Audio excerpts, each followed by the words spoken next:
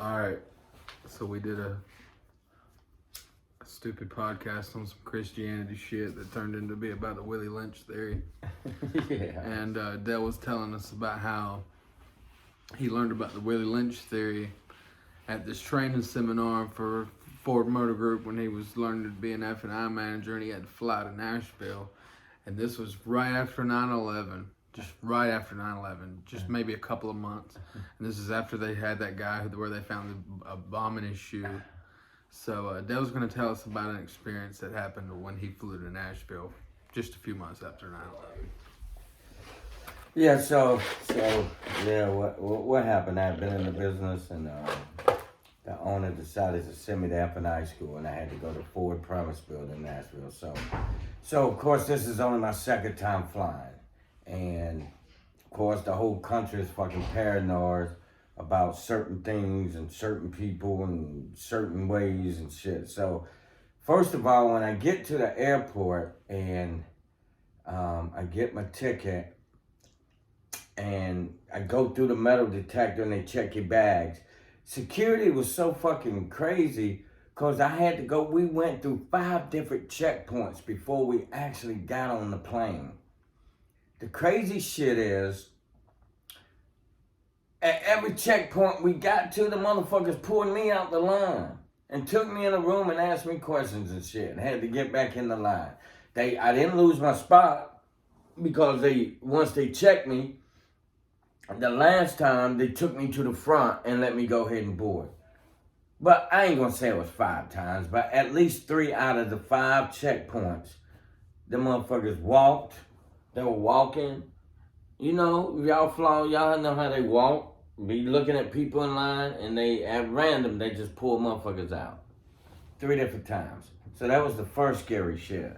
Okay? So I always checked out. I guess it was because of my skin tone, or whatever the fuck it was. I don't know. So I get on the plane, and, you know, everybody's bored, and I'm seeing this motherfucker come on the plane. He got a terrapin on his head. He's in African descent, or somewhere over there in the fucking Middle East. I know one thing, ain't but few people I ever seen in my life got this shit on their head, and I know one of them is the people that they were talking about did some shit. So, alright, so I'm tripping, I'm sitting there, I'm looking, and he walked by me, I'm like, damn, okay. So, he walked by me, and after everybody got settled and shit, and they tell us to make all the announcements, and we buckle up and we get ready to take off. And they make this fucking announcement about, all right, please turn off all electronics, laptops, cell phones, anything electronic, they want you to turn it off, right? Right? They make that announcement, right? Right? You know that, right? Yeah, have fun, yeah. Okay, so they make this fucking announcement, man. And I happen to just sit up, and I'm looking for the stewardess, to tell her to bring me something. I want something to drink. And I turn around, and this motherfucker with his terrapin is 2 chairs behind me on the other side. And he's got a laptop open. And he's on there fucking with it. So now I turn back around, and I'm sitting, and I'm tripping. I'm looking over here, and it's a lady, she looking out the window, she on some old shit, just staring out the window, just doing some shit. And I'm looking at this other guy in front of me, and he noticed the same shit. He keeps looking at this guy, and he catches me looking at him. When I look back, he looks at me, and he did like this, and I did like that. And now we sitting here, the stewardess come back, sir, you have to turn your laptop off. And he looks at her and says some old crazy shit. And she walks on, and he's still on his fucking laptop, guys. Heart beating like a motherfucker. I'm looking at the guy in front of me, and he's looking at me, and we like shit is like now. You know how when you ever been in a car wreck? Yeah. You know how when you get in a car wreck, your adrenaline, what happens when shit is moving in slow motion is your adrenaline starts moving so fucking fast that you're literally seeing shit. It's like being in a matrix and shit, right? Yeah. So that's what happens. So my heart starts beating. And I'm thinking, man, I'm gonna have to be the hero on this goddamn plane, man. I want this guy. All kind of shit start going through your mind. So finally, the lady comes back for the 4th time, and now we already moving on the tarmac, right? Go moving, and this motherfucker is still fucking around with his laptop, and I'm by this time I'm like this. I'm like this, looking at it, like this right here, looking at the guy. And the other dude, he's looking at it, and by this time, as I'm looking at the guy, I can see behind him, and now there's like 1 or 2 other people that's like looking over him that he can't see because he like this. Like, why is he on this goddamn laptop? You know what I'm saying? Yeah. Like, it was some scary shit, man. So the lady come back and she said, "Sir," and so he closed the laptop and he put it up top. And the whole fucking trip, man, I was on edge. Waiting for the laptop to blow up. I mean, because it's right here. I was on fucking edge, man. Like, I was thinking, man, damn, I'm going to die on an F&I trip. Something I always wanted to do after 5 years. Because all kind of shit go through your mind. It's like, I worked hard to get to this point. This is how I'm going to be remembered. Like, I went on a fucking trip to be certified and go to F&I school, and this motherfucker brought a bum on this goddamn plane, and he gonna kill everybody for no fucking reason. All I want to do is make it to Nashville. I mean, for real. I mean, that's a true story. Scariest time I ever been in my life, other than when I almost drowned at Jimmy Fisher house in high school. That's another story, man. Jimmy Fisher. Yeah, he was one of my homeboys. He was a white guy I went to school with, and his mama was a history teacher, I think, or English teacher or something. And anyway, me and him became friends like in the 5th, 6th grade. And they had a below ground swimming pool, man. And they live outside the city limits, just like not too far out in the country, not off the main road too much. And Dad, I need my Apple TV, okay? I stayed over at his house on the weekends and stuff, right? And he had some cousins come over. Some girls. And I ain't gonna lie, man, I was in the 6th grade. You know, I was kind of dark skinned, had curly hair, black, and man, like, you know, I kind of had I guess I got one of my problems having little crushes on pretty girls or women now that I'm older from my daddy, I guess, and shit. So anyway, he brought some cousins over, and, well, they could swim. I'm talking about these cousins had drove, they were mostly girls, their family came, the mom and dad, they came for the weekend. And I just happened to be staying. And that Saturday, man, morning, that midday, about 1 o'clock, we had ate breakfast and we went outside, we had to do a few chores, and then we got in the pool. And everybody, you know, I stayed in the 4-foot pool. That's what I did. And they started jumping off the fucking diving board, and I felt kind of embarrassed. I mean, I could swim underwater, like I could go underwater and swim, but you know, not long. I couldn't hold my breath. I had a bad experience when I was a little baby, a little kid, younger, with water in the bathtub, almost drowned. So anyway, they started jumping off the diving board, and there was this one girl the whole that Friday night and that Saturday morning I had been talking to. She kind of showed a likeness to me. You know, I'm in the 6th grade, man. I thought it was cool and shit. So, you know, I'm like, hey. She was like, Dale, come on, dive off the board with me. I'm like, nah. She was like, come on, dive off the board with me. And you know, I was like, okay. Guys, this is what I'm telling you. You will do anything, even if that shit will almost cost you your fucking life, for a woman. I was gonna say a piece of ass, but I was singing the 6th grade and it wasn't really about an ass. I just had a crush on her because she was pretty. And I did want to kiss her, so that's why I did it. So anyway. So he almost died to kiss a girl. I almost died to kiss a girl. I really did. Here's what I want you to tell me about, because I remember what we was going to talk about. The many personalities of Dale. Yeah. Yeah, my wife says I have 5 different personalities. 5. And what are the 5? Well, one was named Jack, one was named Jim, one was named Tim, one was named Frank, and the other one was named Joe. No, the last one was named Dale. Dale Joe, which is Engine Joe, which is me. She said when I'm myself, I'm Dale and I'm Engine Joe. Engine Joe is a name I had back in high school that they used to call me, that I was kind of, I was just Dale. So she said I got 4 different personalities. What's James like?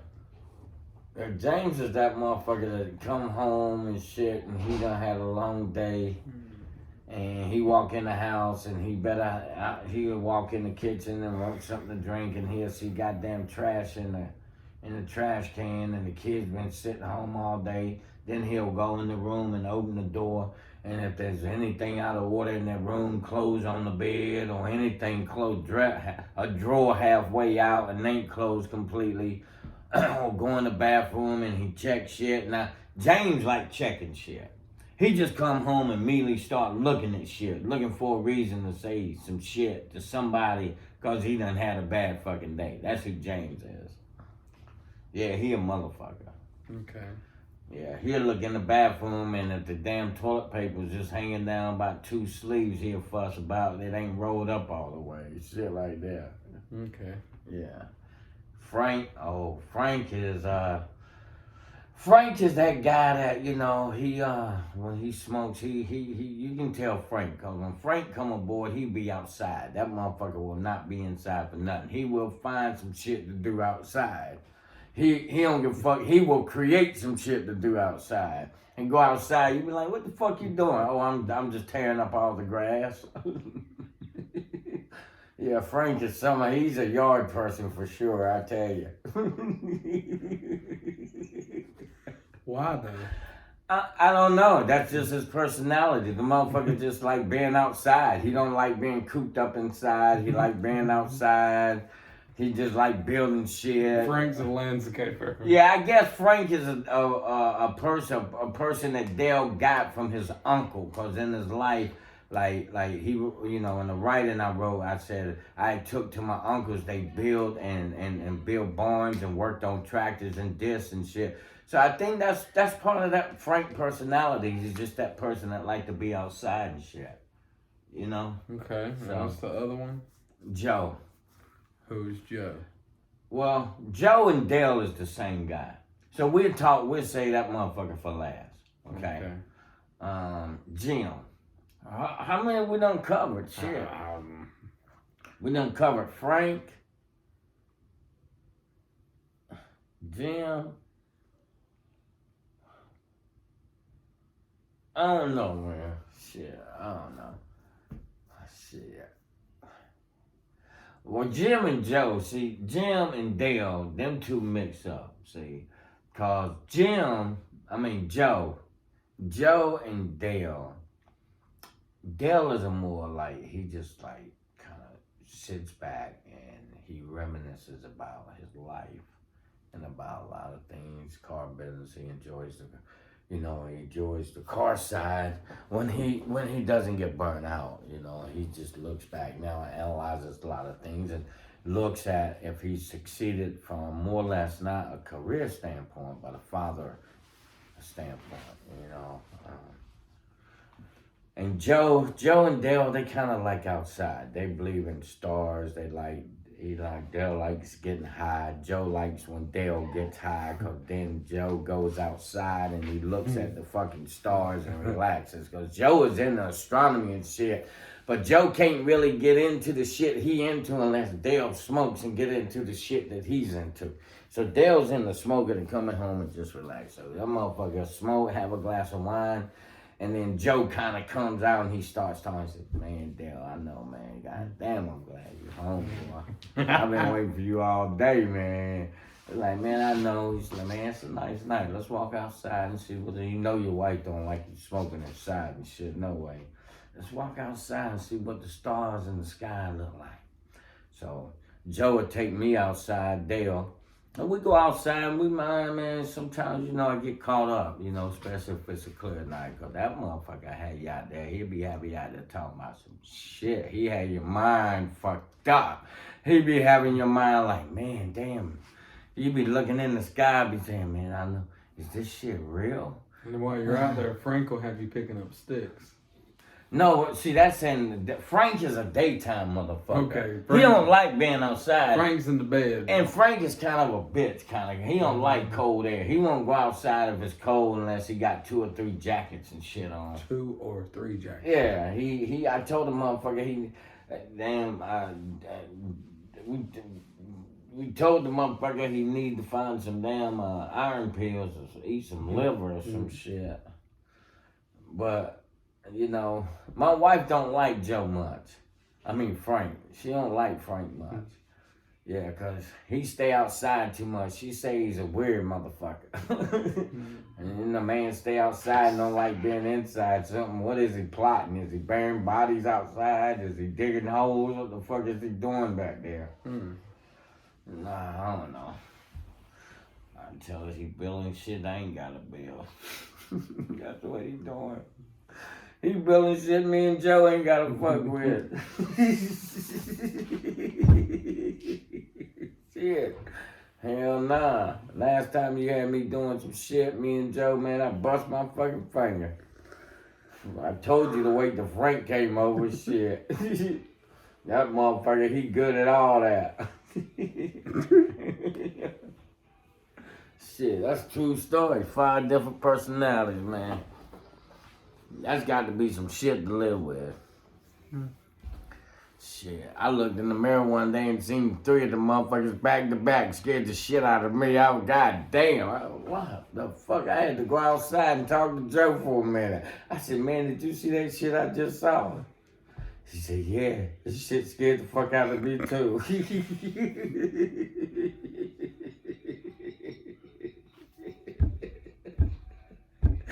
He said, that's why I'm glad you came outside. Shit. Hell, motherfucker, shit. You ever look in the mirror and see 3 different motherfuckers? No. That's some scary shit. Try it. I'm good.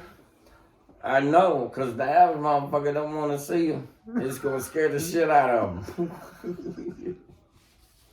I'm just lucky enough to know I've been with him for 24 years. Shit. 24. My wife, the one, acknowledged. She said, baby, we've been together 5, 6 years. And one day she said, you know what? I finally figured it out about you. I said, what you mean? We on the way to her daddy's house to Jacksonville. She said, now we probably be going down to the beach fishing and having a nice time. She said, you's a fucking asshole sometimes. You could be a sweet person. You can, when you go to work, you're Dale. And she said, you got 5 different fucking personalities, huh? I said, bullshit. She said, no, I'm telling you. She said, we go to the doctor. She said, because I'm going to record you. She said, I'm going to record you and let you see. You got 5 different personalities. And she named every 5. She named 5 of them out. Yeah. And it's strange because when after that happened, what's fucked up is when you coming home or you on your way home and you realize that you are one of them motherfuckers that's fixing to walk in that goddamn door. You realize you're him. Because you dying to find some shit that's wrong. I am him. That's Jim. Jim like finding shit wrong. Goddamn, don't let him open the cabinets. You talking about you went and bought some groceries. Oh, God. Everybody, hey, macaroni better be what a macaroni is. Rice better be what a rice is. I watched a movie one time, man, about 8, 9 years into marriage. It was Sleeping with the Enemy, I think. It was a movie called Sleeping with the Enemy where this motherfucking lady was married to this damn guy. And he was what's that word when shit gotta be straight and aligned and Sorry, OCD. OCD. Bro, she took him. She tried to fake her death because they had how. You need to see that movie. Anyway, you need to Sleeping with the Enemy. And when I watched that movie, I said, damn, man, am I like that motherfucker, man? She faked her own death by drowning in a lake, pretending like she drowned in a lake. She went and took swimming lessons, and he didn't know she was taking them because he made her stay at home, had her isolated out in a lake house and shit, and he would leave her there all day, and the house had to be goddamn clean. I mean, goddamn towels had to be perfect. If he found something wrong, he would start fucking her up, man, for no reason at all. So anyway, she faked her drowning and shit, and she ended up swimming and moving away, caught a bus and moved the fuck away. He ended up tracking her down. But she had met another dude that was a handyman kind of like. And bro, it's a deep movie, man. And I said, damn, am I like this motherfucker? And that's what changed me now. Shit, y'all go, as long as the shit is in there and I can see it and I can get it and cook it, I'm good. Why fuss about it? Sleeping with the Enemy. Watch it, it'll change your life. Oh, I'm sure a lot of people out there know about it. Hey, and I'm telling you though, I just have to address the fact that there's been something in my eye this entire time. So from a distance, it really looks like one of my eyes is it an eyelid? I mean, eye hair. It's probably a eyelid. Eyelid? You mean an eyelash? I mean a whiplash. I was frying some bacon. I was frying bacon. I was in there frying some bacon. Who? Woody James. Oh, Jimmy. My name's Jimmy James. He said, nah, I couldn't hear you. I was in there cooking bacon. I told Mary to put that in the collection plate. And told about sitting on that couch. I told Shirley to tell her about sitting. Shirley in there sitting on that couch while I'm cooking bacon. That shit was funny to me. Well, anyway. We out.